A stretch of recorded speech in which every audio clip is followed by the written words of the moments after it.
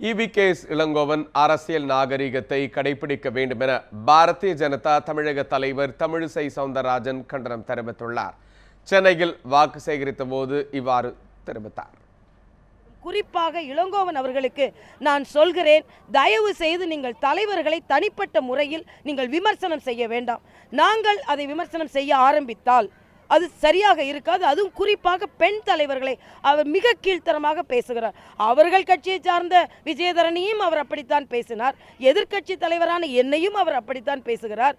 முதலமைச்சரான பெண் தலைவரையும் அவர் அப்படித்தான் பேசுகிறார். அப்படி என்றால் மனதிற்குள்ளே ஒரு வக்கிர புத்தி, பெண்களுக்கு எதிரான ஒரு எண்ணம் அவர் மனதில் இருக்கிறது. பெண்களுக்கான இடஒதுக்கீடு அவர்கள் கட்சியிலும் அவர் கொடுக்கவில்லை. அதனால் இளங்கோவன் அவர்கள் ஒரு நாகரிகமான அரசியல் தலைவராக நடந்து கொள்ள வேண்டும் என்பதை நான் வன்மையாகவே இங்கே வலியுறுத்துகிறேன்.